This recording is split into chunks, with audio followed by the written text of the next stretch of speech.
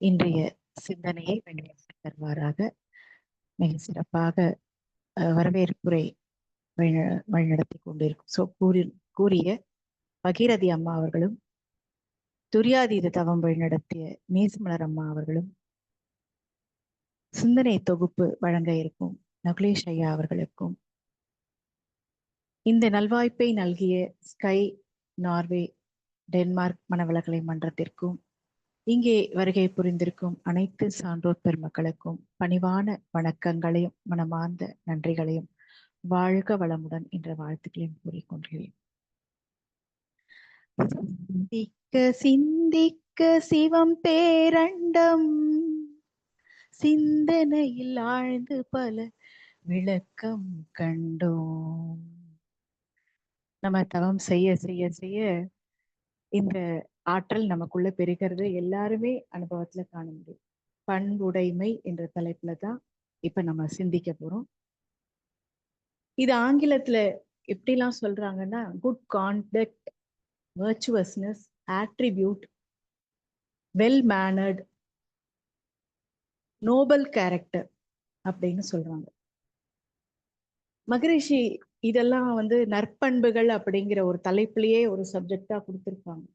ஆனா இது திருக்குறள் தலைப்புல நமக்கு இது 100வது அதிகாரமாக இந்த பண்புடைமை அப்படின்னு கொடுக்கப்பட்டு, இப்ப நம்ம எல்லாமே வரிசையா பார்த்துக்கிட்டு இருக்கிறோம் இல்லையா?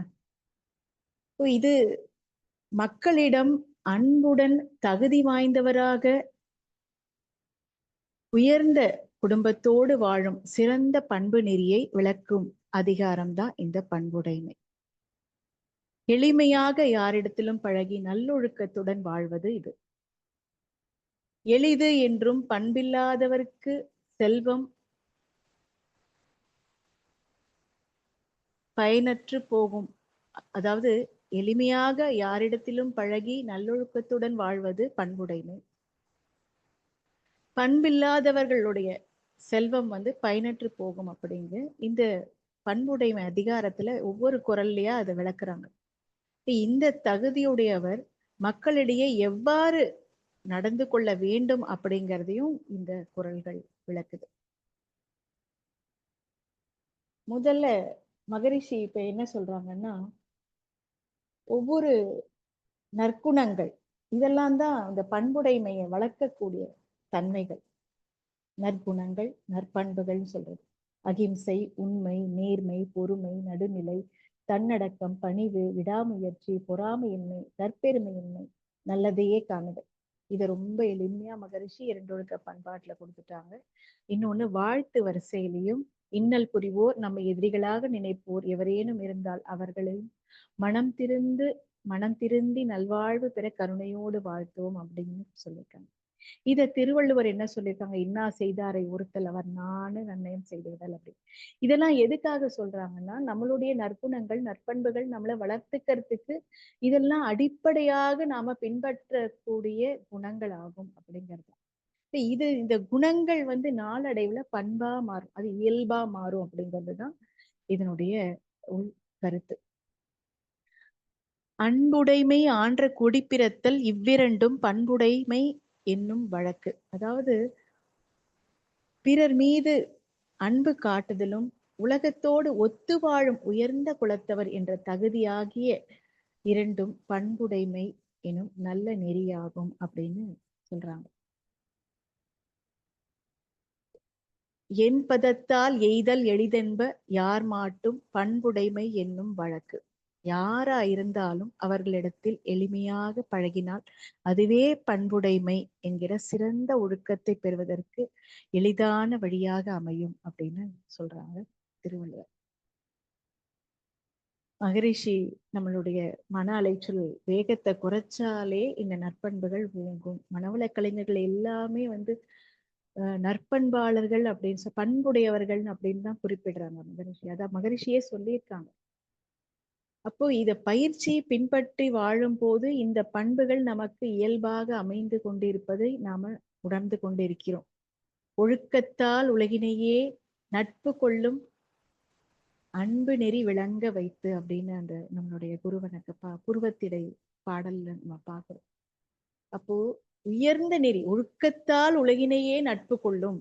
அப்ப எந்த அளவுக்கு இந்த பண்பு வளர்ந்தா இந்த ஒழுக்கம் அப்படிங்கிறது நம்மளுடைய இயல்பாக மாறும் அப்படிங்கிறது நாம இங்க புரிஞ்சுக்க முடியும். வாசமுடைய மலர், சுவையுடைய கனி, வெப்பமுடைய சூரியன், ஒளியுடைய சந்திரன், பருவநிலைக்கேற்ற மாற்றம் உள்ள பூமி, வயதுக்கேற்ப பக்குவம், அனுபவம் உடைய மனிதர்கள், இவை இருந்தால்தான் மக்கள் இன்பமாக வாழ முடியும். இல்லைன்னா எப்படி இருக்குங்க? பயனில்லாம போயிடும். இப்ப எல்லா நிகழ்ச்சிகள் மாறுதல்களுக்கு உட்பட்டதுதான் இந்த பூமியும் இந்த இயற்கையும். எதுவுமே நிலை கிடையாது. எல்லாமே கடந்து போகக்கூடியதுதான். இது நல்ல மாறுதல்களாக மனிதர்களாக திருத்தி மாற்றிக்கொள்ளும் அறிவை பெற்றுள்ளார்கள் இந்த மனிதர்கள். எல்லாமே இயற்கையுமே உழைப்பு கொண்டதுதான். அதே மாதிரிதான் நம்மளுடைய உழைப்பு, நம்மளுடைய மன அமைதி, இதெல்லாம் நம்மளுடைய நற்பண்புகளுக்கு ரொம்ப முக்கியம். சடப்பொருள்கள், உயிர் பொருள்களை மனிதன் அதாவது சடப்பொருள்களுக்கும் உயிர் பொருள்களுக்கும் மனிதனுக்கும் நிறைய வேறுபாடுகள் உண்டு. சடப்பொருட்கள் அதனுடைய சிறப்பை எழுந்துட்டா அதுக்கு பெருமை கிடையாது.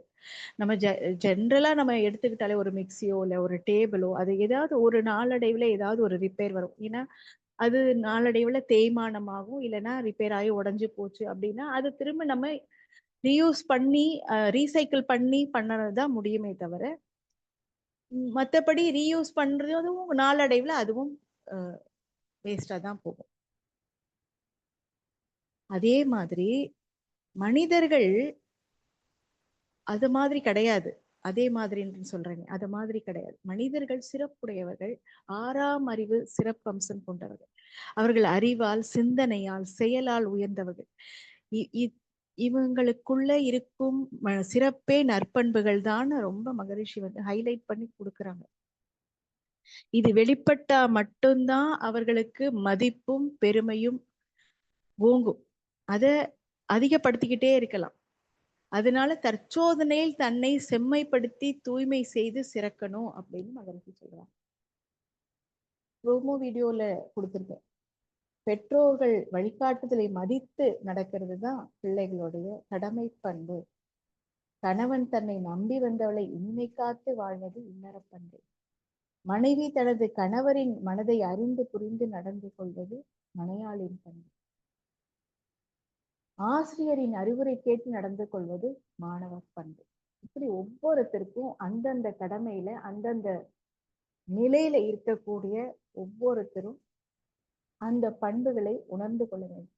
ஒரு அலுவலகமாக இருந்தாலும் சரி, வீட்டுல வேலை செய்யறவங்களா இருந்தாலும் சரி, அலுவலகத்துல அதிகாரியா இருந்தாலும் சரி, ஒரு பியூனா இருந்தாலும் சரி, இல்ல வேலை செய்ய பணியாளர்களாக இருந்தாலும் சரி, எந்த ஒரு நிலையில, எந்த ஒரு கடமையில, எந்த ஒரு பொறுப்புல, எந்த அதிகார நிலையில இருக்கிறோமோ அவங்களுக்குரிய அந்த கடமைகளை முறையாகவும் சிறப்பாகவும் உண்மையாகவும் நேர்மையாகவும் நீதி வழுவாமலும் செய்யணும் அப்படிங்கிறது. அதுதான் சிறந்த பண்பு. இறைநீதிக்குட்பட்ட சிந்தனையை செயல்களை செய்து கொள்வதற்கு மனிதனுக்கு தன்னை ஒவ்வொரு நாளும் தன்னுடைய தரத்தை, தன்னுடைய மதிப்பை, தன்னுடைய நற்பண்புகளை உயர்த்தி கொண்டும் வளர்த்து கொண்டும் வர வேண்டும். அப்படி ஒரு காலகட்டத்துல நாம இன்னைக்கு இருக்கிறோம். காலம் நேரம் அதை சரியா செய்யும். காலம் நேரம் ஒவ்வொரு விஷயத்தையும் இந்த இறை நீதிப்படி துல்லியமாக கணக்கிட்டு சரியாகத்தான் செஞ்சுக்கிட்டு இருக்கு.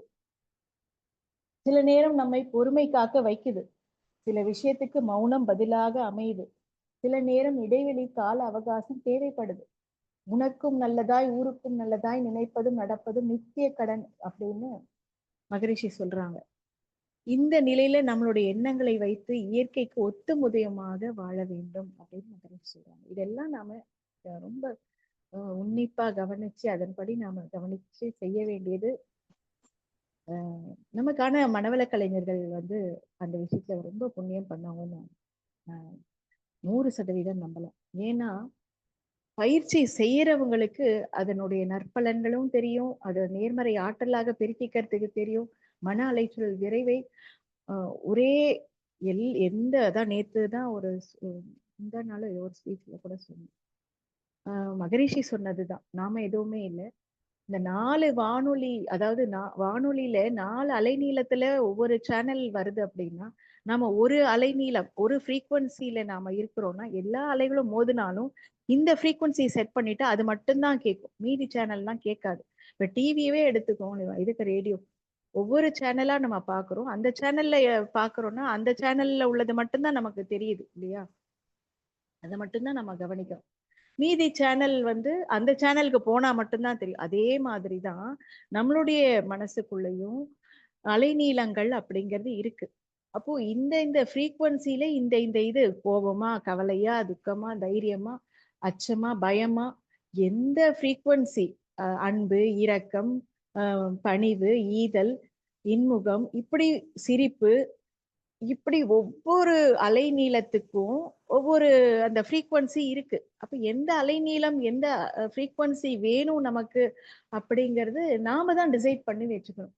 அதுக்கு நமக்கு ரொம்ப எளிமையாக நமக்கு தீட்சை குடுத்து, தியான பயிற்சி குடுத்து, தற்சோதனை குடுத்து, நமக்கு நம்மளுடைய பண்புகள் வளர்த்துக் கொள்வதற்கு எந்த புலன்களால நாம மயங்குறோமோ, அந்த புலன்கள்ல இருந்து, அந்த மயக்க நிலையில இருந்து பண்பு நிலைமைக்கு வர்றதுக்கு நமக்கு ஆகினை தீட்சை கொடுத்திருக்காங்க.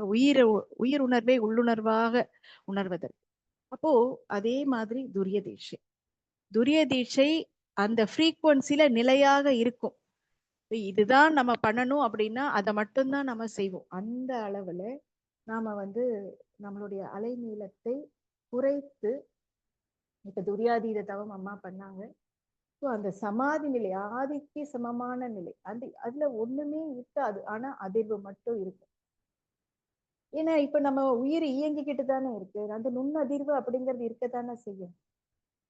நம்ம அந்த அந்த அளவுல அமைதியா இருக்கிறோம் அப்படின்னா சுத்த வெளியாகவே நம்ம மாறுறோம். அடுத்த பல்ல வாழ்க இந்த மிக்சியில அரைச்சு வடிகட்டி கொடுக்குமா ஆண்டி? வளமுடன். நம்ம ஃப்ரீக்வன்சியை வந்து தக்க வச்சுக்கிறது நம்ம கையில தான் இருக்கு. எவ்வளோ அலைச்சுழல் மோதினாலும் மகரிஷி எண்ணம் ஆராய்தல் பயிற்சியிலேயே கொடுத்திருப்பாங்க. அந்த பிறர் மன தூண்டுதல், பிறர் மனத்தோட அலை இயக்கம் எந்த அளவுக்கு மோதினாலும், மற்ற ஃப்ரீக்வன்சி, மற்ற சேனல்ஸ் மோதினாலும் நம்மளுடைய அலைச்சுழல், நம்மளுடைய நற்பண்புகள் நம்ம அதிலேயே நிலைக்க செய்ய வேண்டியது நம்மளுடைய கடமையும் பொறுப்பு. ஒரு பாத்திரம் களிம்பு பிடித்திருந்தால் அதில் ஊற்றி வைக்கப்பட்ட பால் எப்படி வந்து கெட்டு விடுமோ, அது போல பண்பு இல்லாதவர்கள் பெற்ற செல்வமும் பயனற்றதாகிவிடும். இன்னைக்கு நிறைய பேருக்கு துன்பம் வருவதற்கு காரணம் என்னன்னா, நம்மளுடைய ஒழுக்கமற்ற செயல்களும் பேச்சும் நம்மளுடைய நடத்தைகளும் தான். அப்போ மகரிஷி அதையும் சொல்வாங்க இல்லையா, நம்மளுடைய எண்ணம் வந்து உறுதியா இல்லை அப்படின்னா, ஒழுக்கமா இல்லை அப்படின்னா, அங்கதான் அது வேற யார் மேலேயும் குற்றம் இல்லை, உன்கிட்ட இருக்க ஒழுங்கீனமற்ற எண்ணமே அப்படின்னு சொல்றாங்க.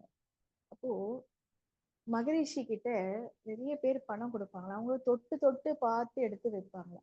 ஏன் இப்படி செய்யறாங்க மகரிஷி அப்படின்னா, எந்தெந்த யார் நிறைய பேர் டொனேட் பண்றாங்க இல்லையா, யார் யார் எந்தெந்த வழியில் யார் எப்படி சம்பாதித்தார்களோ அது எப்படி கைமாறி வந்திருக்கோ நமக்கு தெரியாது. ஆனா ஒரு புனிதமான இடத்திற்கு வந்துள்ளது.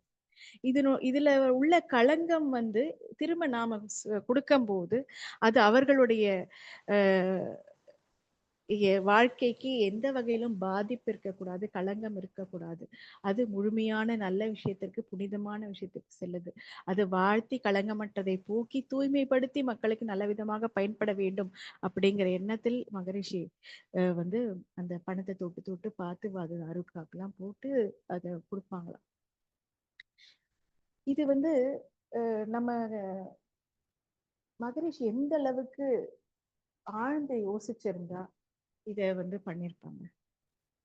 ஒரு அறிவியல் நோபல் பரிசு பெற்ற அறிவியல் அறிஞர் நமக்கு தெரியும் எல்லாருமே, சர் சி.வி. ராமன் ஐயா. அவங்க தனது இயற்பியல் ஆய்வு கூடத்திற்காக இன்டர்வியூ நடத்துறாங்க. அது ஒரு நேர்முக தேர்வு. அப்போ அதற்கு வந்து போக செலவையும் நாங்களே கொடுக்குறோம் அப்படின்னு சொல்றாங்க. அதையும் அவங்களே ஏத்துக்கிறாங்க. இப்ப இன்டர்வியூ வந்து எல்லாம் முடிஞ்சது, போக்குவரத்து செலவு எல்லாம் கொடுத்து எல்லாருமே போயிட்டாங்க. செலக்ட் ஆனவங்கள வச்சுக்கிட்டு செலக்ட் ஆகாதவங்களை அனுப்பிட்டாங்க. பிற்பகல் 2 மணிக்கு ஒரு வெளியில வராங்க ஐயா. அப்ப வாசல்ல வந்து பார்க்கும்போது ஒரு செலக்ட் ஆகாத ஒரு இளைஞன் ஒருத்தன் நிக்கிறான். "ஏன்பா நீ போகாம நிக்கிற?" அப்படின்னு கேட்டதுக்கு, எனது போக்குவரத்து செலவு வந்து வெறும் ₹50 தான். ஆனா ரூ. 25 அ ரூ.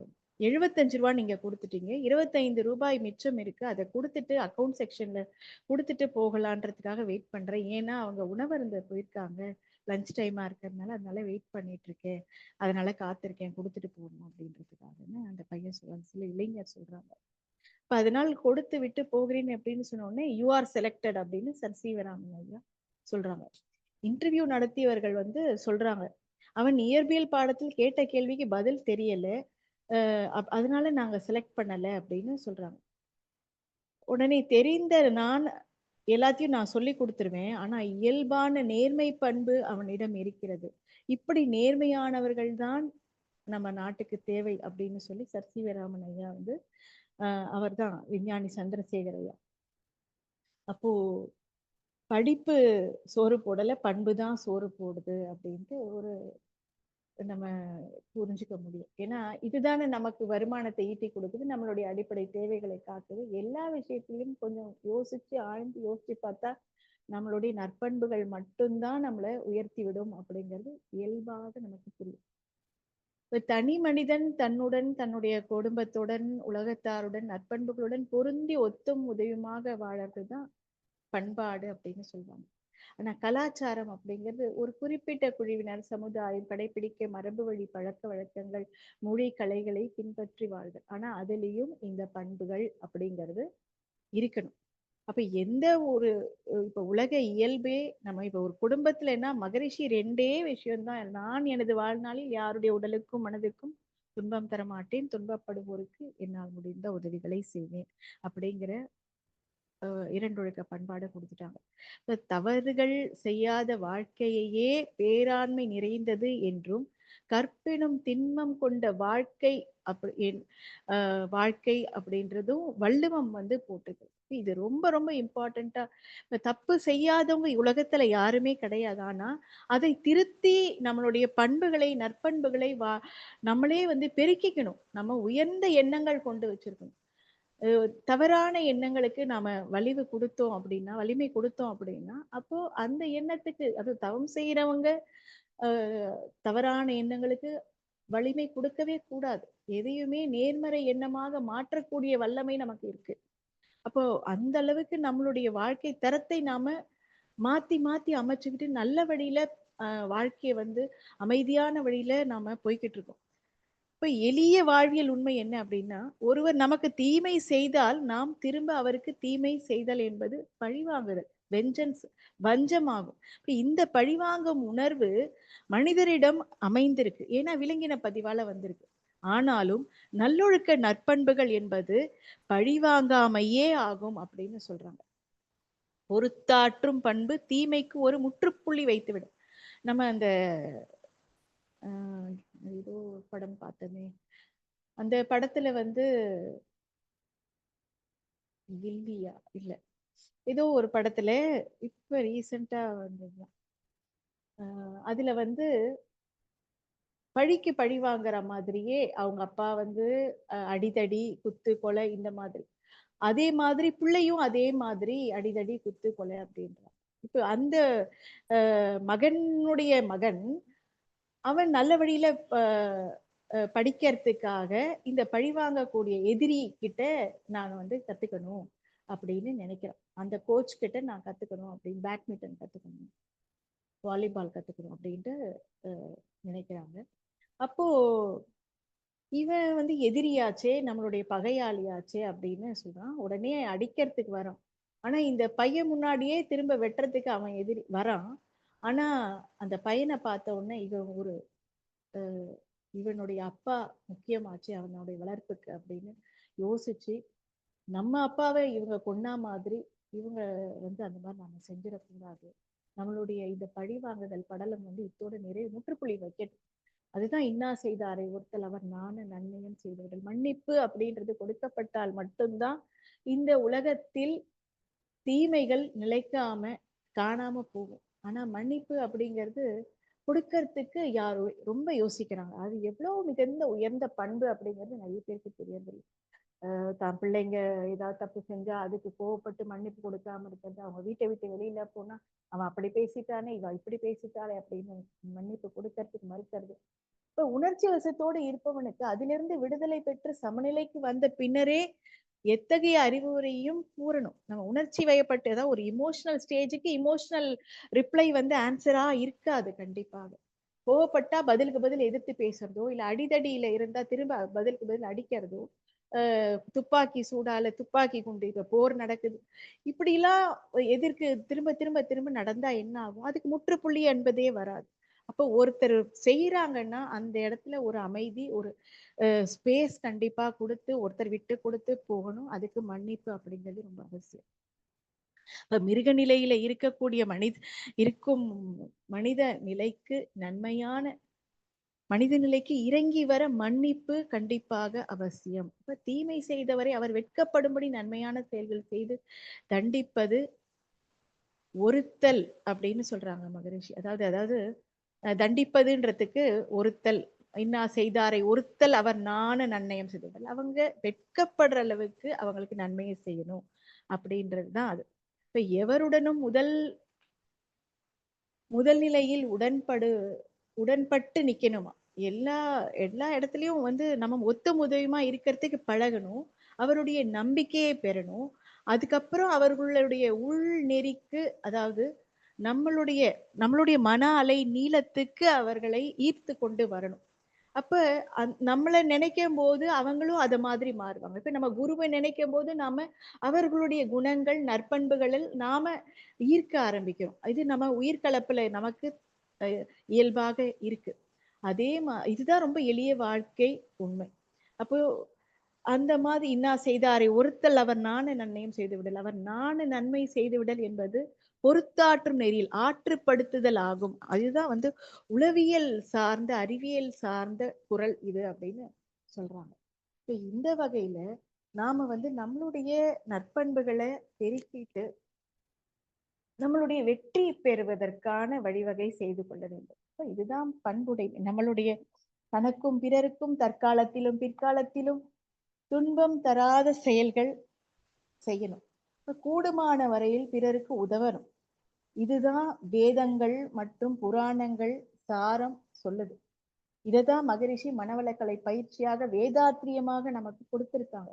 ஏதோ சந்தர்ப்ப வசத்தால் பிறருக்கு துன்பம் வந்துடுது, அவர்களால தீர்த்து கொள்ள முடியல அப்படின்னா, அப்போது இயன்ற வரையில் நாம் அப்படிப்பட்டவர்களின் துன்பத்தை தீர்க்கும் போது அதனால நமக்கு துன்பம் வந்து விடாமல் பார்த்து கொள்ள வேண்டும். இதுதான் அந்த ஃப்ரீக்வன்சிக்கு நாம ஆட்பற்றக்கூடாது. நம்மளுடைய ஃப்ரீக்வன்சிலேயே நாம மெயின்டைன் பண்ணி, இது நான் செய்யல, என்னை கருவியாக்கி இறையாற்றலே குருவாற்றலே செய்து அப்படின்னு அந்த இடத்துல அந்த நான் மறையணும். நான் மறைஞ்சாதான் நம்ம வந்து அந்த சுத்த வெளியாகிய பேரறிவுல நிக்க முடியும்.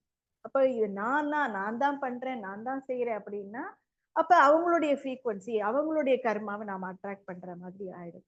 நிறைய நம்ம இந்த ஜோதிடத்துல எல்லாம் கூட பாக்குறோம், கர்மா அவங்க கர்மா எனக்கு வந்துரும், இவங்க கர்மா எனக்கு வந்துரும் அப்படி. நம்மளுடைய கர்மாவையே நாம கழிக்கிறதுக்கு நாம இந்த பிறவி எடுத்துட்டு வந்திருக்கோம். இதுல அவங்களுடைய கர்மா, நம்ம கர்மாவை தீர்க்கறதுக்கு தான் நமக்கு குரு நமக்கு வழிகாட்டி இருக்காங்க. இதுல எப்படி நான் அப்படின்னு எல்லாத்துக்கும் அப்ப ஒவ்வொருத்தருடைய கர்மாவையும் நாம அனுபவிச்சுட்டே தான் இருக்கோம். அப்போ இது நான் கிடையாது அப்படின்றது நாம தெளிவா இருக்கு. இந்த ஆன்மா இந்த உடலை எடுத்துட்டு வந்தது நோக்கமே வந்து பிறவி பயனை கடந்து வரணும்ன்றதுதான். பிறவி கடலை நீந்து முக்தி பெறணும் அப்படிங்கிறது. இதை நாம புரிந்து கொண்டு நம்மளுடைய நற்பண்புகளை புரிந்து நம்மளுடைய கடமையிலையும் நம்மளுடைய அறிவாற்றலையும் பெருக்கிக் கொள்ளணும். இப்போ ஒரு நகையுள்ளும் இன்னா திகழ்ச்சி பகையுள்ளும் பண்புல பாடறிவார் மாட்டு அப்படின்னு. அதாவது விளையாட்டா கூட ஒருத்தரை இகழ்ந்து பேசுவதால் கேடு உண்டாகும். அறிவு முதிர்ந்தவர்கள் பகைவரிடம் பண்பு கெடாமல் நடந்து கொள்வார்கள் அப்படிங்கிற அந்த குரல். பண்புடையார் பட்டுண்டு உலகம் அதிகின்றேல் மண்புக்கு மாய்வது மண். உலக நடைமுறைகள் பண்பாளர்களை சார்ந்து இயங்க வேண்டும், இல்லையே அந்த நடைமுறைகள் நாசமாகி விடும் அப்படின்னு சொல்லிட்டு நம்மளுடைய நம்ம வீட்டு கடமைகள், அதே மாதிரி நம்ம குடும்பத்துல குடும்ப தலைவர் தலைவியினுடைய கடமைகள், அதுக்கப்புறம் நம்ம ஊர் இருக்குன்னா அந்த ஊருக்கு ஆட்சி செலுத்துறவங்க, அதிகாரத்துல பொறுப்புல இருக்கக்கூடியவங்க, அவங்களுடைய கடமைகளை மற்றவங்களுக்கு எந்த பாதிப்பும் வராம காத்து நடக்கிறதுக்கு அவங்களுடைய நற்பண்புகளை உயர்த்தி கொள்ள வேண்டும். அந்த அளவுல ஒவ்வொருத்தரும் இருந்தா பிரச்சனையே வராது, சிக்கல் வராது, துன்பம் எழாமல் நம்மளுடைய நாடும் காக்கப்படும், வீடும் காக்கப்படும், ஒற்றுமையும் காக்கப்படும். இந்த அளவுல இந்த பண்புடைமை என்ற தலைப்பை வாய்ப்பு அளித்த சை நார்வே டென்மார்க் நிர்வாக பொறுப்பில் உள்ள அனைவருக்கும் எனது பணிவான நன்றிகளை தெரிவித்துக் கொண்டு இங்கே வருகை புரிந்து இவ்வளவு நேரம் செய்திருக்க அனைவருக்கும் நம் வந்து நன்றிகளை தெரிவிக்கிறேன். அனைவரும் ஒரு பேராற்றல் கருணையினால் உடல் நலம், நீளாயு, நிறை செல்வம், புகழ், மெய்ஞானம் இன்றி வாழ்க வளமுடன், வாழ்க வளமுடன், வாழ்க வளமுடன். மிக்க நன்றிங்க ஐயா, வாழ்க வளமுடன்.